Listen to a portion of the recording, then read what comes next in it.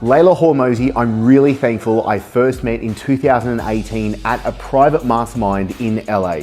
Now, back then I was running a coaching company that I sold just a bit over a year ago. And in this episode, I'm sharing with you today what we covered when I went over to Leila and Alex's home, because I really wanted to talk to them about what really matters, like what really matters when it actually comes to building a successful business. And there is some real gold in this episode. So I'm really appreciative for Leila actually sharing with you what we've got for you today.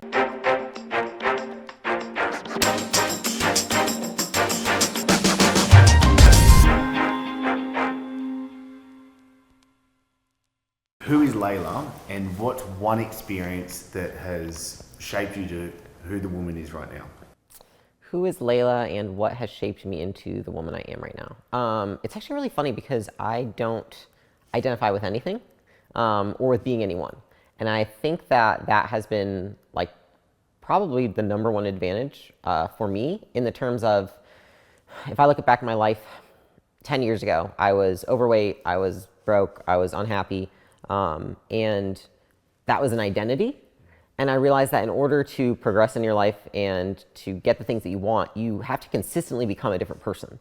And so then I realized that even if I were to identify with a positive identity, then still it limits you from other things that you could have in life, right? Because you're like, well, the kind of person that does this doesn't have these things or is excluded from this or that. And so I always identified with like, I'm not going to label myself. I'm not going to say who I am because I want that to constantly be changing. And that's allowed me to feel really like a sense of freedom. Like I can wear what I want, I can eat what I want, I can do what I want, I can have whatever business I want. You know, I think a lot of people like, they feel loss because they lose something in life that's attached to the identity. And so like people say, well, what would you do if this business, went to crap? And I'm like, start a different one. Like, that's fine. Or like, what if you lost your job? It's like, I'll get a different job and I can be corporate Leila, or I could be trainer Leila, or I could be entrepreneur Leila. Like I can be whatever I want because someone else in the world has. And so I think for me, it's really actually separating from having an identity and realizing that as a human, the only thing you can do is consistently adapt. And so identifying with just being adaptable and coachable and having a consistent hunger to grow. How do you help somebody change the story of themselves? A lot of people, obviously, they're boxed in, they label themselves, and therefore they continue down this route the whole time. They probably have a sunk cost fallacy as well as they go through it. How do you help someone break free of that? Okay, so how do you help someone break free of the story that they're telling themselves? I would say that in order to break the story that you're telling yourself that's holding you back, you have to identify where the story originated. So for me, that's taken a lot of self-work in terms of like, why am I the way I am? And then it's looking back, oftentimes it's at your childhood, right? Because I think for everyone, that's really what shapes you. And a lot of times you hear people like, I had a horrible childhood. Well, I think most people have had a horrible childhood because when you're a child, you don't have coping mechanisms, right? And so it's not like you even know how to cope because you were a kid and you haven't been equipped with those. You're not smart enough to understand and you're emotional, not logical. And so I think it's looking at what you went through in the ages of development, right, up to, late teens, and saying like, what shaped me as a person as I am today? And then really like working through those experiences. Like, how did I perceive those experiences then? And then what would I perceive those as now? Like if I were to go through the same things now that I did then, it probably wouldn't be that traumatic. Yet I've learned to cope with those things in a way that has now negatively affected how I look at myself. So one would be, someone has a boyfriend break up with them and then they start overeating, for example. And that is how they cope with their stress is overeating. And so then they identify with being an overweight woman who has to overeat every time something's stressful. Well, why do you do that? Because you had something happen and then you decided to cope with it by using food. It's a very common way to do it, right? And so then it's realizing it's not like you are that person. It's that you very long ago learned how to cope with stress in this manner and really looking at it as like an action rather than a characteristic and saying, okay, I have to just change this action that I'm taking to cope with stressful situations in order to become a new person. And so then rather than looking at it as outcome driven, like who I am versus who I need to be, it's what do I need to do? And so looking at like, what are the behaviors that Leila, who doesn't cope with stress with food, would exhibit? Okay, well, let me identify and research and, I would say, follow people who have what I want, right? Well, how do they cope with stress? Do they journal? Do they meditate? Do they work out? Whatever it is. And then, you know, you have to go through the process of exhibiting some level of self-control so that you can figure out, okay. And I think a lot of the self-control really comes from keeping those forefront of mind. So like when I would work with women that were trying to lose weight and they had that as their emotional coping mechanism, it's like, well, how can we keep it front of mind every day so that you remember why you're changing that behavior? Because it's not like people can't change a behavior, it's that they forget why they're changing the behavior. And then they get so wrapped up in the day-to-day, they can't do it. And so it's identifying that and then doing something to keep it forefront of mind every day so that you can consistently over time evolve your identity. And I think you can usually look back and, like for myself, I can change a behavior within 30 to 60 days. And it's just doing that every day, and then suddenly 60, 90 days later, you're a different person just by doing small things every day, right? Sick. Okay, perfect answer. Let's go through the up and the down. What's the lowest low you've ever been through, and how did you get through it? I would say that the lowest low I've ever been through, in terms of, okay, would that be like childhood or like adulthood? Whatever you want, whatever you feel like as something that shaped who you are and something that you know others will relate to. Mm-hmm. I would say that the lowest low I ever went through was actually when I was about 19, which was probably not the hardest time of my life, but it was a time where I had, I think sometimes the second fall is the worst for people. Like you've changed yourself in some manner and you've gained some success, and then you slip back. And then you feel worse about yourself because you know you could do better. And that happened when I was about 19, and I really slipped into drinking, doing drugs. I got arrested 6 times in 18 months, and I just felt like shit about myself. I felt horrible, and I knew I could be better because I had been better for, say, 6 years prior to that. And how I changed myself was really, I think it's confronting the ugly truth. Like if you look at how you have to change a business, it's the same as a person, which is you have to confront the brutal facts, right? Which is like the brutal fact is I'm fat, I'm a drunk, and I'm getting arrested all the time. I'm a piece of shit. Like I'm not gonna sugarcoat it. Like I'm a fat girl, I'm a drug or drinker, like I'm not like an ideal partner for anybody. And so like, and I'm not going anywhere in life. And it's really like confronting that with yourself. Instead of, I think we have this movement now where it's like, you talk positively about yourself. And it's like, I just don't think that's like, but if that's not the truth, you shouldn't talk positively because that's not what you are. And until you confront what you are, you can't really change. And so for me, it was looking in the mirror and being like, wow, I look like crap. I never want to feel this way again. And then I accepted that. And I was like, but I can do something about it, right? And then seeking help from there. Honestly, it's been coaches and mentors my entire life. Like I pride myself on the fact that I can be like the #1 client for anybody because I will do exactly what they tell me to do because I'm very driven internally to reach the goal because I confront the brutal facts. So I confront the brutal facts, find a mentor or a coach, and then do everything they say. Everything they say isn't always going to be 100% right for you, but you'll learn enough along the way that you can tweak it for yourself. I love this. How do you find the mentor that is right for you and for what it is that you want? How do you find the mentor that's right for you? I would honestly say that you just continue to try. I think a lot of people say that they try finding mentors and coaches and they really try 1 or 2. And then they're like, oh, well, that didn't work or whatever. So I'm just going to throw them to the side. And a lot of times it's not that there's anything wrong with the mentor or coach. It's that you also might not know how to be a good client, right? You might not be ready to work with that person. And so it's kind of twofold, which is 1, you have to continue to look. I think that for every 5 mentors or coaches that I've started with, I've got 1 out of 5 that will end up being someone I'll stick with for, years duration, and that end up being really impactful in my life. And the second part of it is remembering, what does it take to be a good client? What kind of communication do you have to give to them? How much feedback are you giving them? Are you telling them how you really feel and what you really want and need? And I think that that's a huge part of it is, what am I doing to be a good client so they can be a good coach for me? God, you've got good answers, Leila. Okay, awesome. Why do you think people don't achieve what it is that they say that they want to achieve? I think people don't achieve what they say they want to achieve because they truly don't want to achieve it. They would rather have something else more. So you say you want to lose weight, but what you actually really want more is to eat that cake right now, right? And you're proving that with your actions. And so it's like, I think that it's taken me years actually to really see that I do not believe what people say at all anymore. I'm like, words are wishes, actions are truth. And so you only show what you really want through your actions.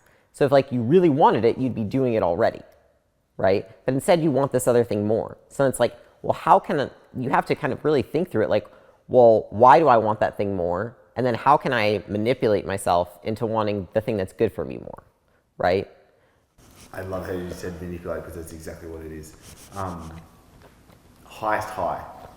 What's like, and I ask this is like the return of the elixir. This is like, I ask this because I want you to bend, mold, break, create the beliefs of the watcher right now. Do you know what I mean? Mm-hmm. Like, what's the best of the best? What's going on in your life right now that you absolutely love?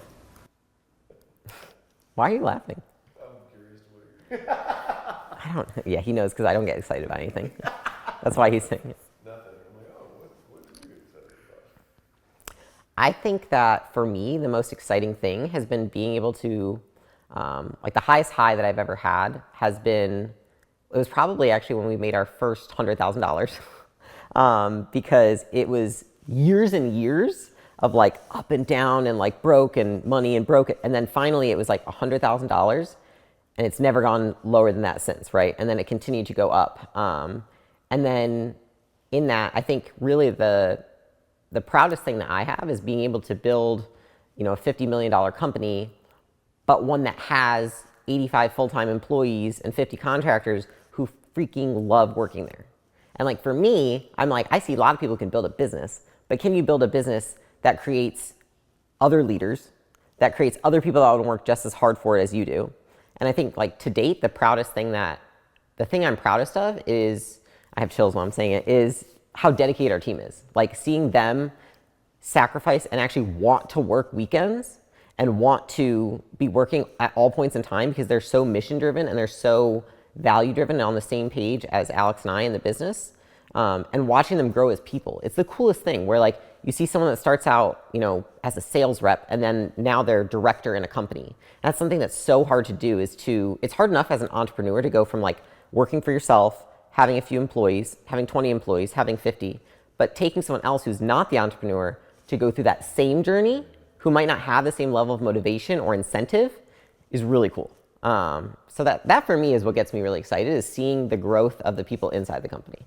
Have you subscribed? If not, this is the best time for you to subscribe, whether you're on the YouTube or on the podcast. Why? Because it would be a bummer if you missed out on everything that's to come, or don't subscribe if you're not actually getting much value out of this, because there is a zillion other things that you could be doing. So I'd rather you go and do that. The ball's in your court. I love this. What are the principles or the things that you see that yourself and other successful people do? I think that the number one, something I really like is John Wooden talks about the principles of success. And the second tier is probably my favorite, which is alertness, self-control, intentness, and they really all resolve around discipline. And so it's the discipline in the details. It's the discipline to do the really hard work, and not the hard work that takes time. But if you look at people who are successful, they do the hard work that takes emotional energy. It's like, this is hard. I don't want to do it. It's going to take emotional effort for me to do it. It's not checking off a list and, you know, writing emails, taking tasks like that. And then really it all resolves around the discipline and the self-control. And I think for me, I know that having self-control makes everything go round and round. So it's like having the self-control to go to bed on time, having the self-control to eat the foods that I know I should be eating to fuel myself. If I don't do those things, then how can I show up well for my team? How can I deliver the best results for our clients? Like, I can't do any of that if I don't start with personal self-control. And so I think a lot of it is discipline and self-control, and mastering those two things, because I think in life, like, everything can change in business and everything can change in life, but your control over yourself is always something that you have control over, and how you respond to any given situation. And so going hand in hand with that, I would say it's not just self-control and discipline, but it's emotional discipline and emotional control. So having control over the emotions, because most people their businesses don't fail, they quit, right? Or their job, you know, didn't get too hard. It's that they didn't acclimate to the level of hard needed to be successful in the job, because they weren't able to expand their emotional capacity to deal with the level of stress. And instead they say, the job drove me to drink, the company drove me to drink, the company ruined my marriage. No, it didn't. You did, because you didn't learn how to manage that and build your life in accordance. Fucking brilliant. Okay, really good. Let's talk about the health and fitness world. What are the trends that you're seeing in the health and fitness world now? Let me say it another way. What was working before that doesn't work now? Mm-hmm. So I think that what was working before, that's not working now in the health and fitness world is, I think that the new way, right, is for a long time, because there's been the expansion of Facebook and Instagram and all the platforms, you didn't have to focus a ton on delivery. And so you focused a lot on marketing and promotion. And that's incredibly important, but it's looking at the entire customer experience in terms of how are you delivering on the promotion, and does the promotion align with the sales process, align with the customer delivery, right? And so I think a lot of this revolves around, most people think they have a marketing problem in health and fitness right now because lead cost is higher, there's less leads coming in, et cetera, but it's not. It's because you have a retention issue and you have a sales issue, right? You're not monetizing enough on the front end and you're not delivering enough on the back end. And things are getting easier. There's more competition out there. If you're not relationship oriented and you're not able to scale relationships within your organization, like scaling yourself so that you have other people on your team who can deliver, then you're going to get, I think, honestly bought out of the market. What do you think is like the secret sauce of creating a successful fitness business? I think the secret sauce to creating a successful fitness business is authenticity. I really think it is. I think it's being authentic with your customers. I think that an interesting story would be like a thread that we had in our client group, which was like, why is it that everything that Alex says, I listen to and I just believe him every time? And everyone went down and they're like, why is it different with him? Why is it different with him? And it all came down to like, they all started saying it. They're like, because I know he cares. They're like, I just know he cares, so I trust him. And I know he cares. And I know he cares. And I know he cares. And it was like hundreds of comments about how he just cares. And so I think you have to actually care about the client. And I think a lot of people get into the health and fitness space because they're like, oh, it looks like easy money. It's a huge opportunity right now. It's like, well, if you don't actually give a crap, it's not going to work, because you're not going to get through the hard times and your clients are going to know you don't care. And your employees are going to know you don't care. And so they're not going to work that hard for your clients if you won't. Okay, this is good. What's the belief that you want to break that's sitting in the mind of, let's say people come to gym launch, what's the belief that you want to break so you know that they're going to succeed? The belief I would want to break for someone coming into like our business or any other business so they could succeed is that there is no special sauce to being successful.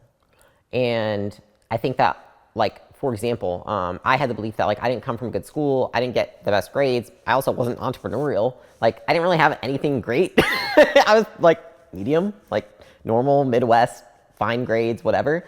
But I learned that I could outwork anyone. And so that was what I had, was effort.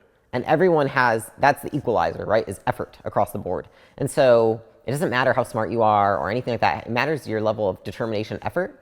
And I think a lot of the times people expect an extraordinary result, but they give ordinary effort, right? It's like ordinary effort isn't going to give you an extraordinary result. And inconsistent effort won't give you an extraordinary result. You have control over being consistent and over delivering and putting in an immense amount of effort.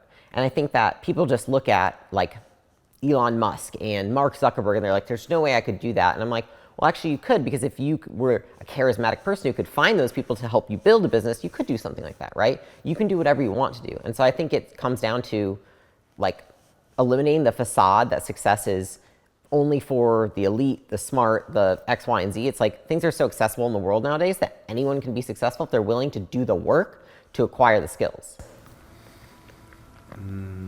What does success feel like to you? Success to me feels like going to bed every night knowing that I gave my all to that day, mentally, physically, emotionally.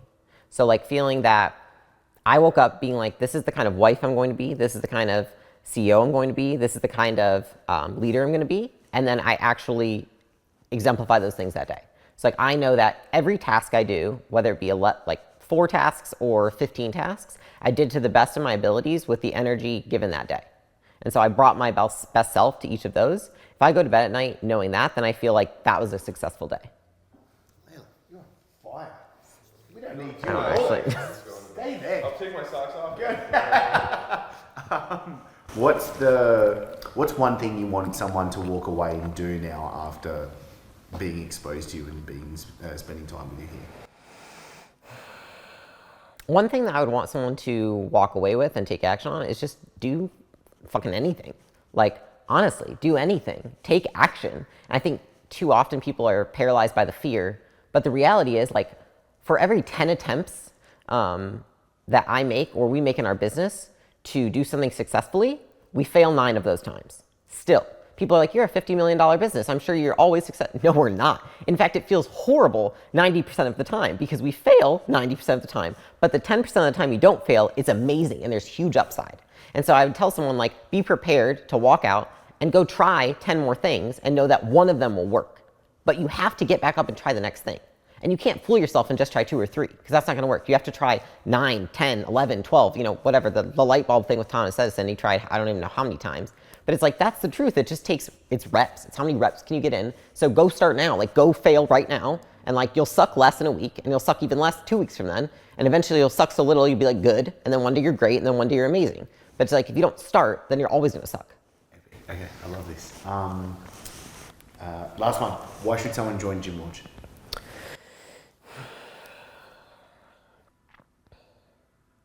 Why should someone join Gym Launch? Because there is no other company that is as innovative as we are.